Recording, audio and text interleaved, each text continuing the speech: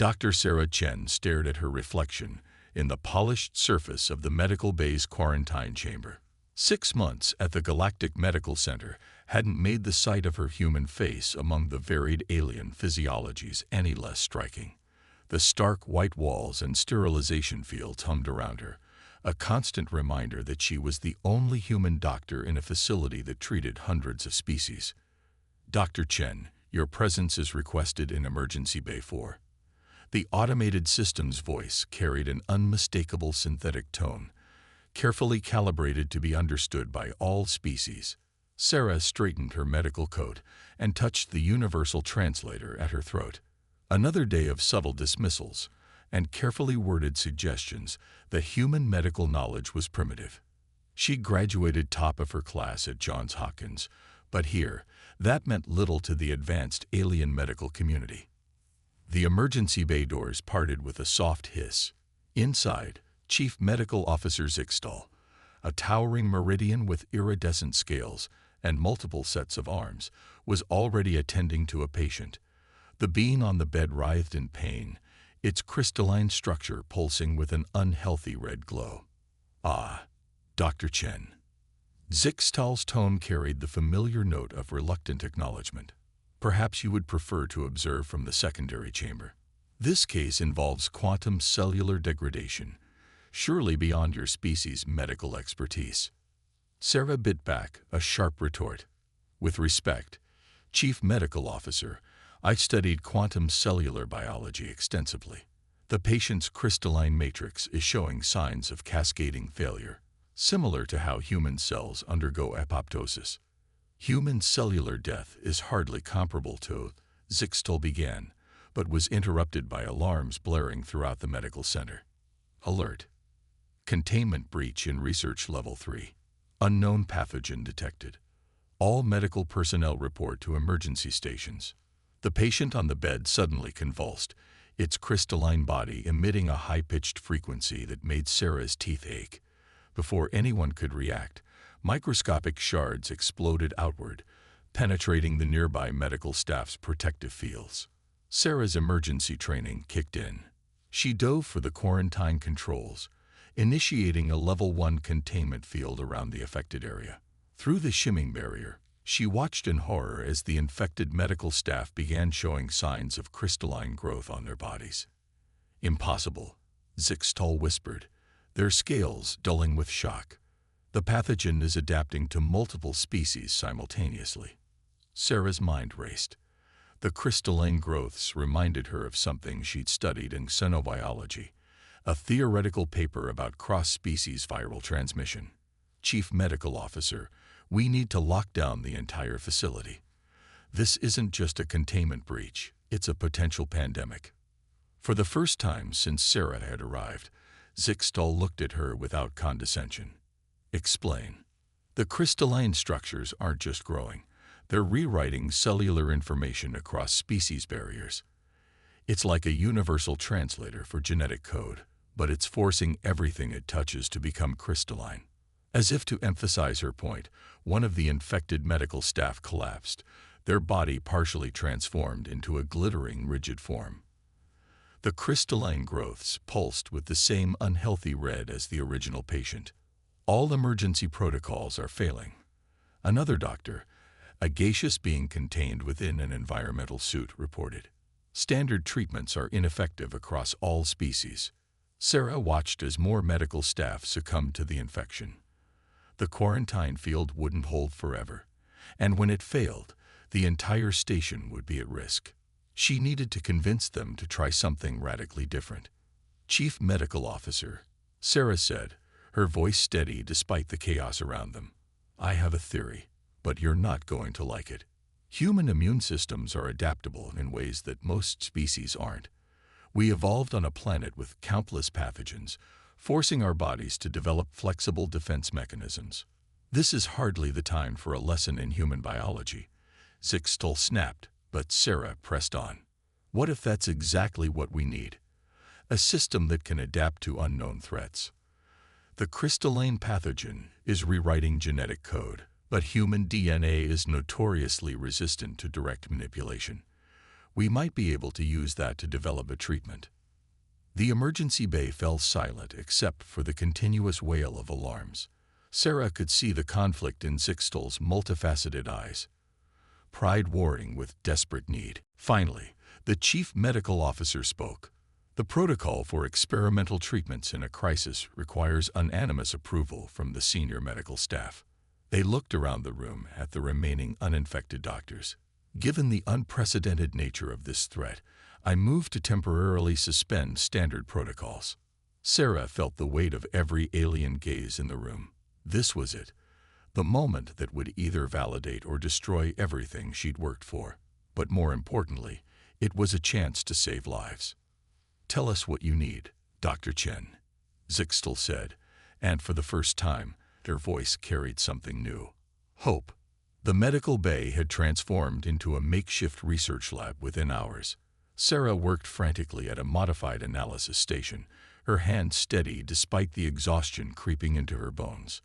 Around her, infected patients in stasis fields glowed with an eerie crystalline light. "The human's blood sample is ready for analysis," announced Dr. Venera, a sylphid researcher whose ethereal form flickered with anxiety. "Though I fail to see how this primitive biochemistry could possibly—" "Look," Sarah interrupted, pointing to the holoscreen. The display showed her blood cells encountering crystalline fragments. Instead of being transformed like the other species' cells, the human cells were doing something unexpected. They're not just resisting the transformation, they're attacking it. Zixtal moved closer, all four sets of eyes focused on the display. Fascinating. The human immune response is chaotic, unpredictable, yet somehow effective. Sarah nodded, her mind racing with possibilities. Human white blood cells are like evolutionary Swiss Army knives. We developed this adaptability because Earth's pathogens constantly evolve. Our immune systems had to become creative. A crystalline crack from one of the stasis chambers drew their attention. The containment field flickered ominously around an infected Meridian doctor. They had hours at most before the fields failed completely. "We need to synthesize a treatment," Sarah said, pulling up research files on her tablet. "But not a traditional vaccine or antiviral. Something that can teach other species' immune systems to mimic human adaptability." "Impossible," Venera whispered. "The genetic differences between species are too vast." "Maybe we're thinking about this wrong," Sarah said, pacing the lab. "We're not trying to change anyone's fundamental biology. We just need to—" She paused, a memory surfacing from her residency days. "We need to create a translation matrix." Zixtal's scales shifted color in confusion. "Explain." "Like how our universal translators work. They don't change the underlying language. They create a bridge of understanding. What if we could use the crystalline pathogen's own ability to cross species barriers against it?" Sarah's fingers flew across the holographic interface, pulling up molecular models. "Look, the pathogen rebuilds cellular structures using crystalline matrices as a universal template. But human cells resist by creating random variations that the crystal structure can't adapt to fast enough. If we could encode that randomness into a delivery system—" "You want to weaponize chaos." Venera's form swirled with disbelief. "I want to teach other immune systems how to embrace uncertainty," Sarah corrected. "Every species here has some form of cellular defense mechanism. We just need to help them become more human in their response." The next few hours were a blur of experimentation. Sarah worked alongside alien doctors who had sneered at her just days before, all prejudices forgotten in the race against time. They combined human blood samples with crystalline fragments, trying to create a stable delivery system that wouldn't trigger the same catastrophic transformation as the original pathogen. After the seventh failed attempt, Sarah slumped against a wall, fighting exhaustion. Through the quarantine field, she could see more medical staff succumbing to the infection.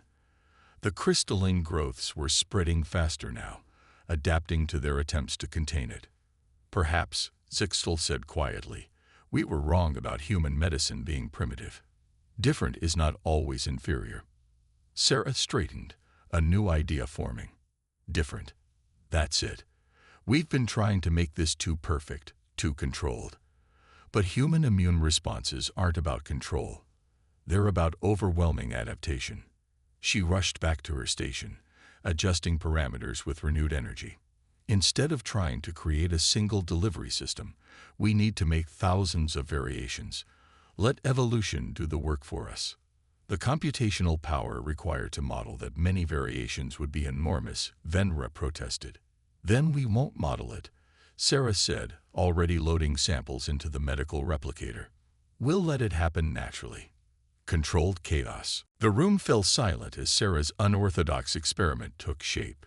She was breaking at least a dozen galactic medical protocols, but protocol hadn't saved them so far. As the first batch of her experimental treatment began to synthesize, emergency alarms blared again. Containment failure imminent in Quarantine Zone 3. The automated system announced. Crystalline contamination at critical levels. Sarah looked at her fellow doctors, seeing her own determination reflected in their alien faces. They were out of time and out of options. Sometimes, she realized, the most advanced solution was to embrace what others saw as primitive. Ready or not, she muttered, lifting the first sample of her chaotic cure. It's time to fight evolution with evolution. Administering treatment to patient 0. Sarah announced, her voice steady despite the chaos surrounding her. Through the quarantine field, she watched as the synthesized treatment, a swirling mixture of human antibodies and modified crystalline structures, entered the infected meridian system. For several tense moments, nothing happened. Then the patient's crystalline growths began to pulse with a new frequency, shifting from angry red to a soft, bioluminescent blue. Remarkable, Venro whispered, their gaseous form condensing with concentration. The crystalline structures aren't being destroyed. They're being reprogrammed. Sarah monitored the patient's vital signs, hardly daring to breathe. The treatment was working exactly as she'd hoped, not by fighting the transformation directly, but by teaching the patient's cells how to adapt to it. The human immune response pattern is being successfully replicated across species barriers. Zixtel moved closer to the monitoring equipment, all 4 sets of eyes widening. The patient's own immune system is learning from the human pattern. It's developing variations we've never seen before. More infected medical staff were brought in as the first patient's readings continued to stabilize. Sarah worked tirelessly, adjusting the treatment's composition for each species' unique biology. Some required more chaos in the cellular response.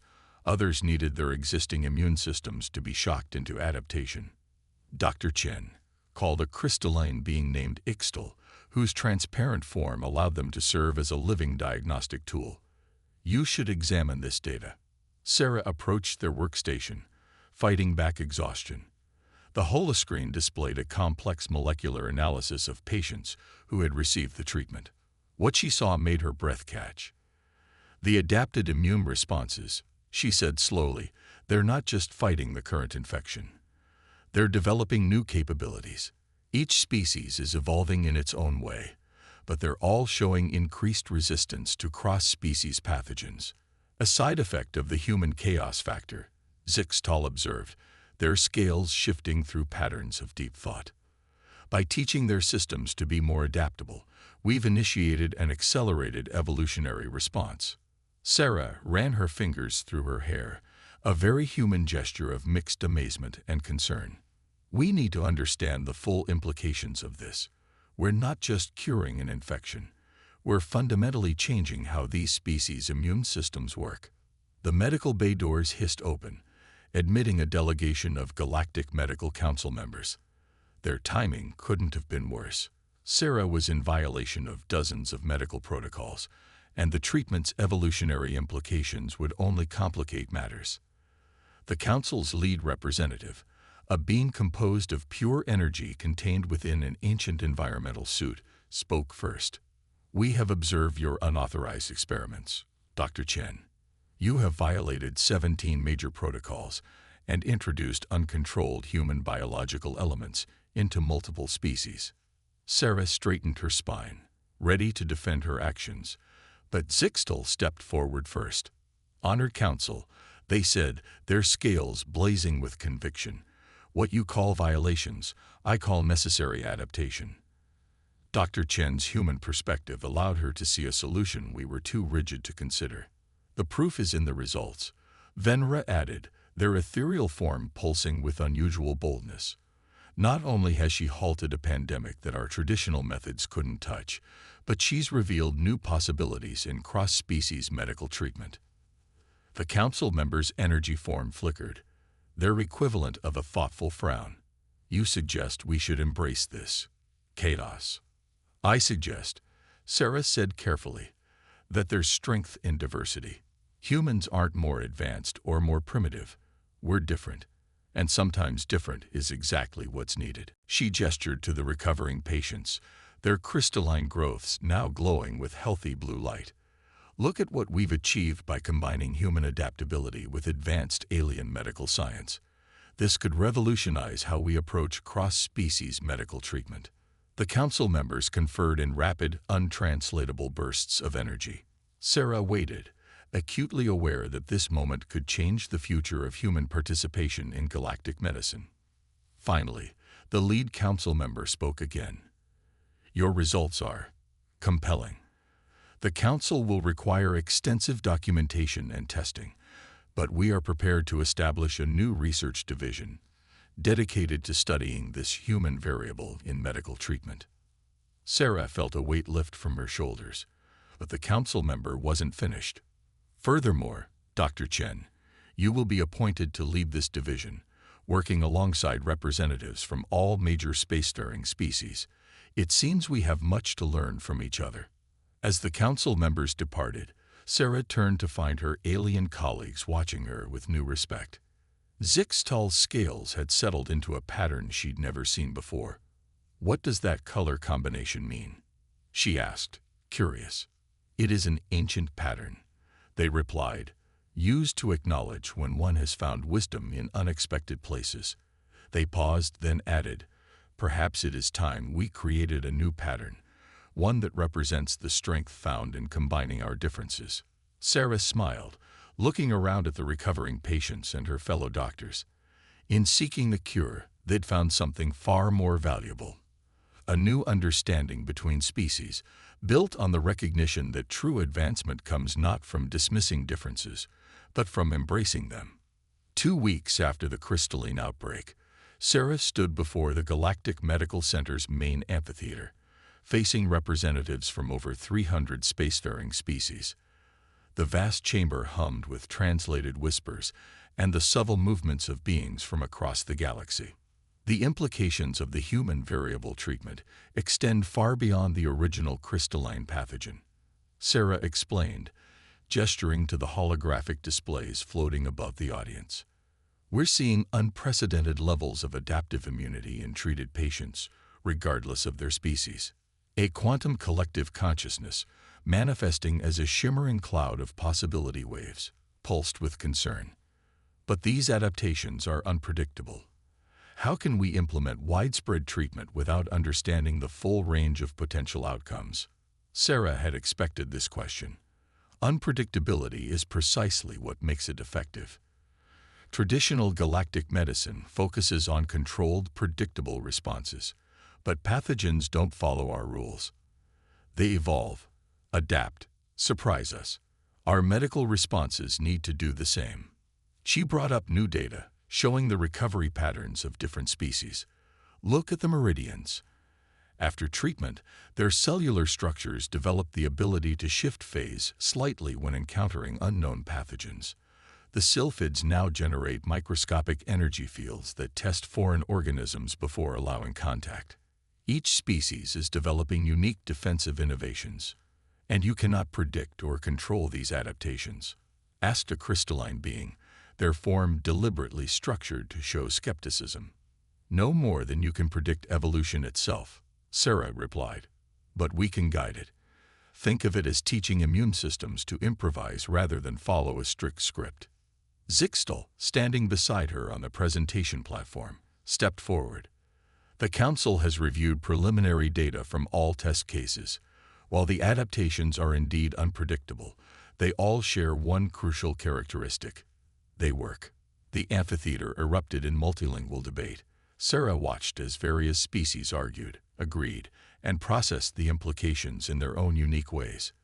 This was the real challenge, not just developing the treatment, but getting the galactic medical community to accept a fundamental shift in how they approached medicine. Suddenly, emergency alerts blared throughout the medical center. A holographic warning materialized in the center of the amphitheater. Unknown pathogen detected in the Orion Arm colonies. Multiple species affected. Conventional treatments ineffective. The chamber fell silent.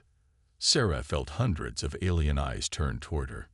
"The human variable treatment is still experimental," she said carefully. "We haven't completed long-term studies." "We don't have time for long-term studies," Zixtal interrupted, their scales shifting to emergency patterns. "The Orion colonies are major trade hubs. If this pathogen spreads..." Sarah took a deep breath.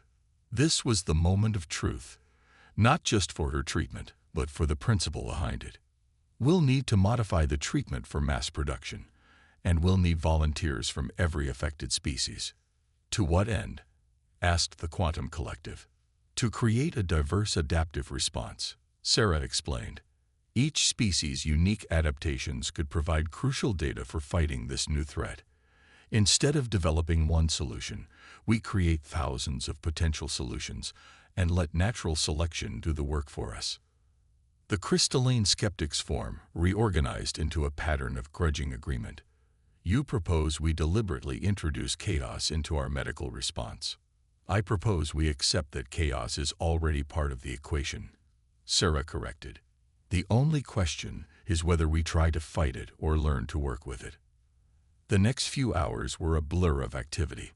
The amphitheater transformed into an emergency command center as doctors from across the galaxy coordinated their response. Sarah worked alongside aliens who, just weeks ago, would have dismissed her ideas as primitive. As the first batches of modified treatment were prepared for transport to the colonies, Venra approached Sarah. "The Council wishes to know if you will oversee deployment personally." Sarah looked up from her work, surprised. "They're willing to put a human in charge of such a crucial operation." "No," Zixtal said, joining them. "They're willing to put this human in charge. You've earned more than our respect, Dr. Chen. You've shown us that true advancement often requires us to challenge our most basic assumptions." Sarah looked around the command center, where beings of all forms and philosophies worked together with singular purpose. The barriers between species seemed less rigid now, transformed by crisis and innovation into something new, something that combined the best of all their approaches. "We'll need to establish treatment centers along all major trade routes," she said, pulling up a galactic map. "And we'll need to document every adaptation we see, build a library of evolutionary responses that we can draw from in the future." As her colleagues gathered around the map, Sarah realized they were doing more than fighting a pathogen. They were pioneering a new approach to galactic medicine, one that recognized strength in diversity and wisdom in uncertainty.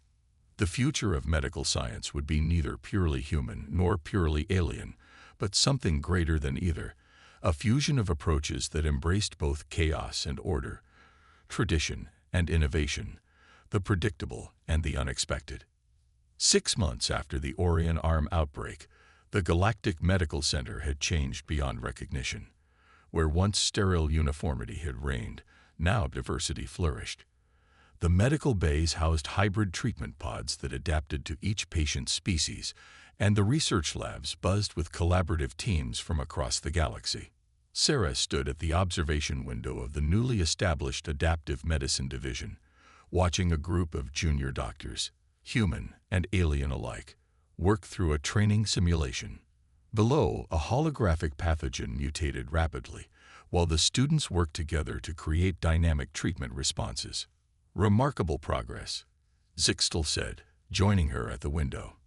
Their scales now displayed a complex pattern that merged traditional meridian medical symbols with human DNA helixes, the new emblem of their division. "Though I suspect some still find our methods unsettling." Change usually is, Sarah replied, smiling as she watched a young human doctor collaborate with a quantum consciousness to predict possible mutation paths. But the results speak for themselves. And they did. The statistics scrolled constantly on the medical center's information feeds.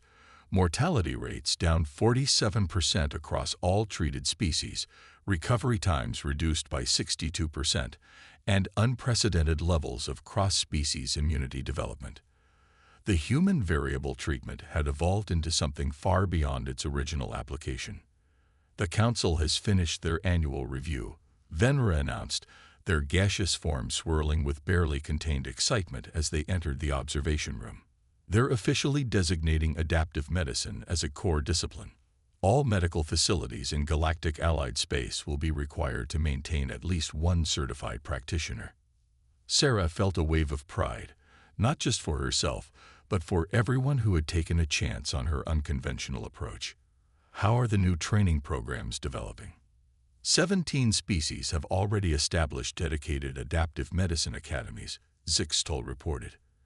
Though none quite match Earth's natural aptitude for biological improvisation.